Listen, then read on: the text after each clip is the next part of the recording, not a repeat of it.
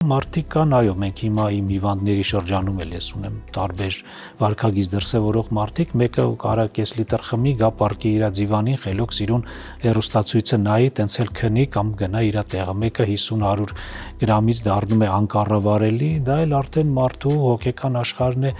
ինչ տրամադրությունով է գնում դեպի այդ առիթը, դեպի այդ խմիչքը գործածելը, շատ ժամանակ որոշ քանակից հետո են մարդիկ փոխվում արդեն փոխվում է բնավորությունը, սկսում են հիշել այդ վեճերը, ինչ են մարդիկ խմելուց հետո սկսում բարձր խոսել, որտեվ զգայարանները ոնց որ բթանում են եւ թեկուզ կողքիդ նստած մարդու հետ սկսում ես արդեն խոսել շատ ավելի բարձր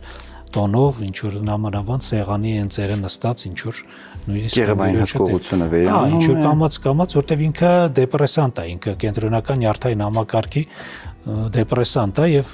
ազդում է հենց տենց ոնց որ պետք է ազդի կրիտիկան տուժում է, կոնտրոլը տուժում է արդեն եւ մարդ ինչ որ որոշակի դոզայից հետո կարող է եւ պատասխան չտա իր արարքներին ու ասածներին բազմիցս բոլորս ունենք այդ օրինակները մեր կյանքում